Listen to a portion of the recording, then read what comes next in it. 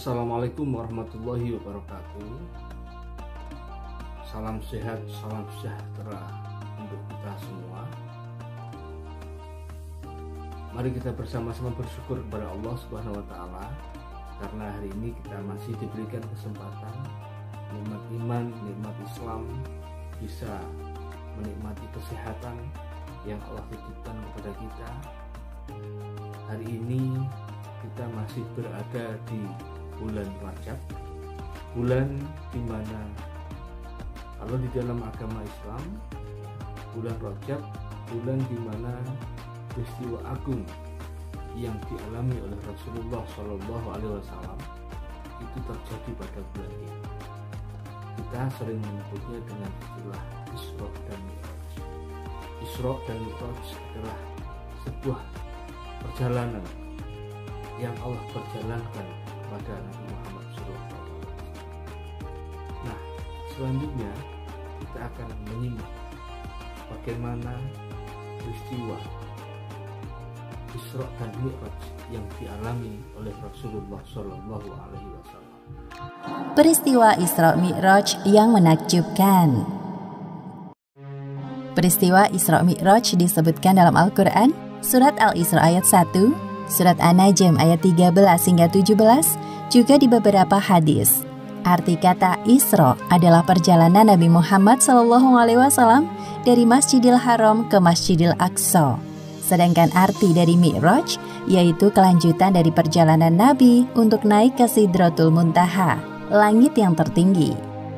Tatkala Nabi Muhammad SAW sedang berada di suatu tempat bernama Al-Hijr, beliau didatangi oleh malaikat Jibril. Jibril hendak mengajak Nabi ke sumur Zam-Zam yang terletak tidak jauh dari Ka'bah.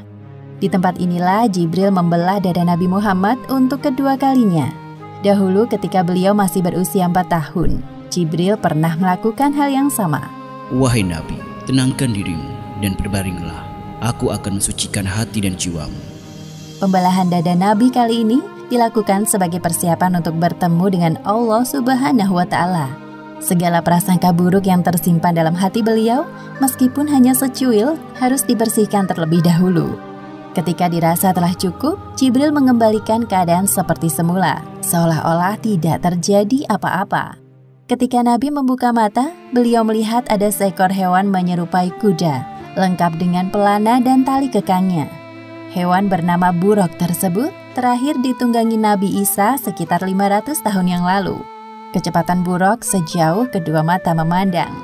Wahai buruk, sebaik-baik orang yang menunggangimu adalah Muhammad. Engkau sungguh beruntung kali ini. Nabi Muhammad duduk di punggung buruk, melewati Masjidil Haram menuju Masjidil Aqsa di Palestina. Jibril mengajak Nabi untuk sejenak melupakan kota Mekah yang penuh masalah. Perjalanan pada malam hari inilah yang disebut peristiwa Isra. Sebagaimana yang disebutkan dalam Al-Quran, Surat Al-Isra ayat 1. Maha suci Allah yang telah memperjalankan hambanya pada suatu malam dari Masjidil Haram ke Masjidil Aqsa, yang telah kami berkahi sekelilingnya agar kami perlihatkan kepadanya sebagian tanda-tanda kebesaran kami. Sesungguhnya dia maha mendengar lagi maha mengetahui. Buruk melesat dengan kecepatan tinggi. Sesampainya di Masjidil Aqsa, Nabi menambatkan buruk di sebuah besi dan berjalan memasuki masjid. Lalu beliau sholat 2 rakaat. Selepas sholat, malaikat Jibril membawa 2 buah minuman ke hadapan Nabi Muhammad. Gelas pertama berisi khamr dan satunya berisi susu. Wahai Muhammad, pilihlah salah satu di antara 2 minuman ini. Ternyata Nabi Muhammad mengambil gelas yang berisi susu. Wahai Muhammad, engkau telah memilih sesuai fitrah. Setelah itu, malaikat Jibril mengajak Nabi Muhammad naik ke langit. Inilah yang disebut peristiwa Mi'raj. Hanya sekejap, Jibril dan Nabi Muhammad telah tiba di depan pintu langit pertama atau disebut juga langit dunia.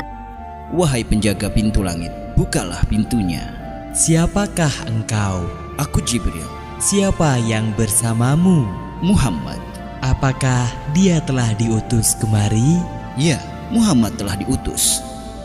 Malaikat penjaga pintu langit segera membukakan pintu dan menyapa Nabi Muhammad. Selamat datang di langit dunia, wahai Muhammad. Sungguh orang terbaik telah datang. Jibril dan Nabi Muhammad memasuki langit yang pertama. Mereka berjalan melewati seorang laki-laki dengan ruh-ruh manusia di samping kanan kirinya. Ketika melihat ke arah kanan, laki-laki itu tertawa. Sedangkan ketika laki-laki itu melihat ke arah kiri, beliau tampak sedih. Siapakah laki-laki itu, wahai Jibril? Dia adalah Adam, manusia sekaligus nabi pertama di bumi. Ucapkan salam kepadanya.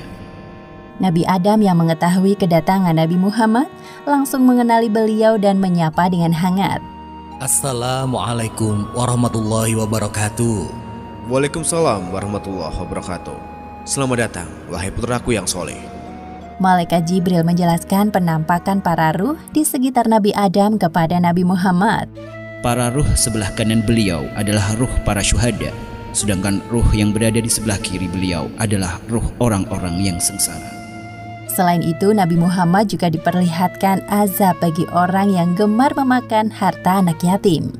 Selanjutnya, Jibril mengajak Nabi Muhammad untuk naik ke langit kedua.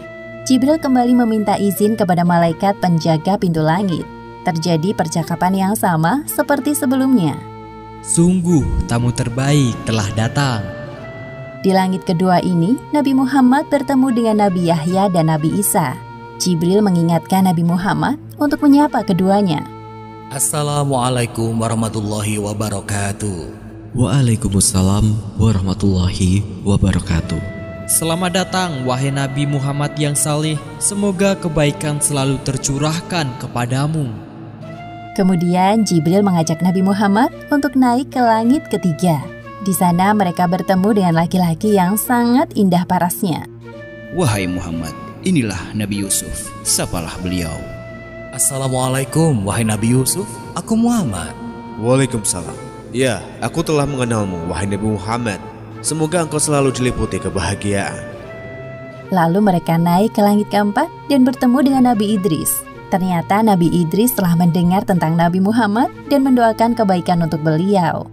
Selamat datang wahai saudaraku yang solih, Nabi yang salih. Semoga engkau selalu dilimpahkan kesehatan untuk berdakwah kepada umatmu. Selanjutnya Jibril dan Nabi Muhammad melanjutkan perjalanan menuju langit kelima. Di sana Nabi Muhammad melihat Nabi Harun dan menyapanya. Nabi Harun menyambut beliau dan mengakui kenabian Muhammad.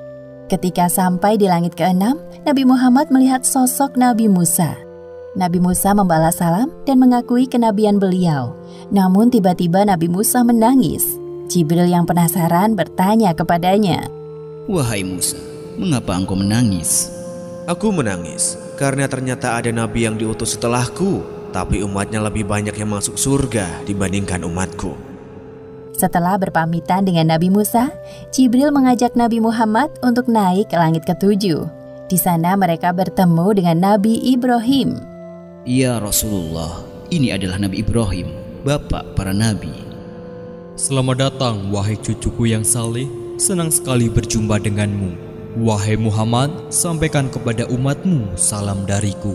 Katakan kepada mereka bahwa surga itu nyata. Tanahnya subur, ada beraneka ragam tanaman tersedia untuk memanjakan mata dan lidah mereka. Semua hal yang mereka inginkan tersedia di surga. Di langit ketujuh inilah Nabi Muhammad diperlihatkan surga. Beliau masuk ke dalamnya dan tidak berhenti untuk bertasbih memuji kebesaran Allah Subhanahu wa Ta'ala. Subhanallah, Maha Suci Allah.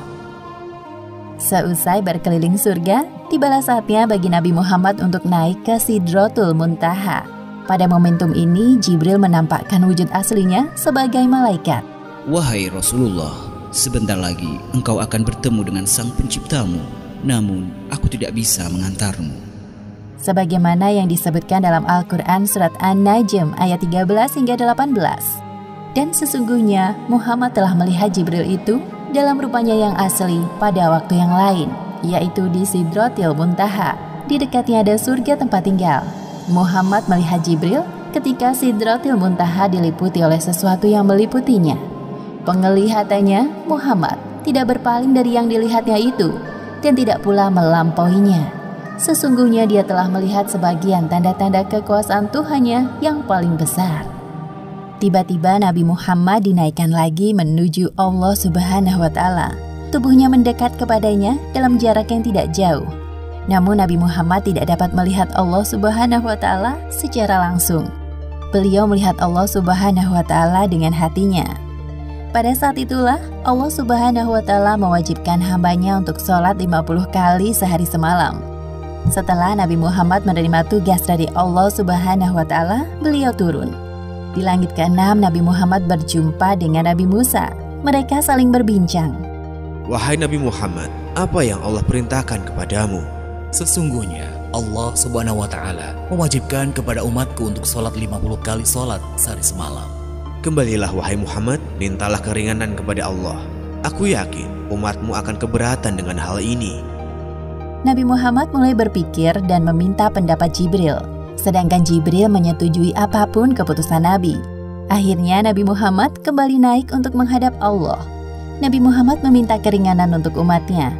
Maka Allah Subhanahu wa Ta'ala meringankannya menjadi 10 waktu sholat. Kemudian Nabi Muhammad kembali ke langit ke-6 dan bertemu dengan Nabi Musa. Mendengar jawaban dari Nabi Muhammad, Nabi Musa menyuruh beliau untuk meminta keringanan lagi. Kembalilah kepada Rabb-Mu. Aku sangat yakin umatmu tidak akan sanggup melakukannya. Nabi Muhammad kembali menghadap Allah Subhanahu wa Ta'ala. Lalu Allah Subhanahu wa Ta'ala meringankan menjadi 5 kali waktu sholat. Nabi turun lagi ke langit ke-6. Di sana Nabi Musa telah menunggu Nabi Muhammad. Nabi Musa kembali menyarankan beliau untuk kembali meminta keringanan kepada Allah Subhanahu wa Ta'ala.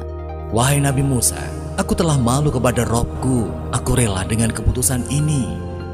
Kemudian Nabi Muhammad berpamitan dengan Nabi Musa dan meneruskan perjalanan. Ketika itu terdengar suara dari langit. Wahai Muhammad, engkau telah menyetujui farduku dan aku telah memberikan keringanan untuk para hambaku. Perintah sholat 5 waktu nilai pahalanya sama seperti 50 waktu dalam sehari semalam. Allah Subhanahu wa Ta'ala sangat menyukai ibadah sholat karena membuat umatnya terus ingat kepadanya. Serangkaian perjalanan Isra Mi'raj Nabi Muhammad akhirnya usai. Setibanya di Masjidil Aqsa, Malaikat Jibril menghadirkan para ruh nabi-nabi terdahulu untuk menjadi makmum sholat Nabi Muhammad. Setelah itu, Nabi Muhammad naik ke punggung buruk untuk kembali ke Mekah dan tiba di sana sebelum pagi hari. Demikianlah akhir kisah peristiwa Isra Mi'raj yang menakjubkan. Hikmah yang dapat kita ambil dari kisah ini diantaranya: pertama, peristiwa Isra Mi'raj merupakan sebuah penghormatan dan penghibur bagi Nabi Muhammad setelah ditimpa ujian yang bertubi-tubi, seperti ditinggalnya Abu Thalib, Khadijah, penyerangan penduduk Taif. Namun beliau berhasil melewati semua itu dengan sabar dan tawakal.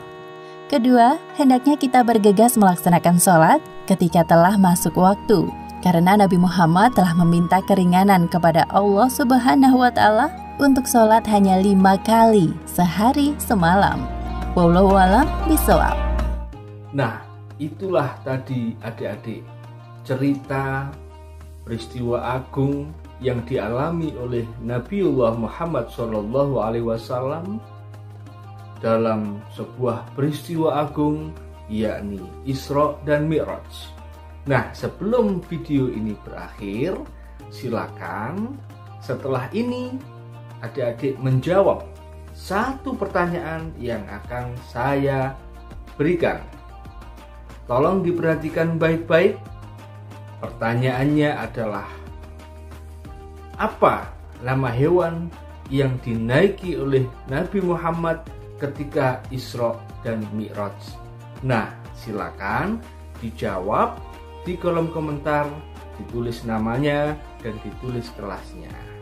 Semoga kita semua menjadi umat Nabi Muhammad yang selamat di dunia dan akhirat, dan kita juga mampu melaksanakan segala ajaran-ajaran dan perintah-perintah beliau. Saya akhiri, selamat beraktivitas, tetap jaga kesehatan. Assalamualaikum warahmatullahi wabarakatuh.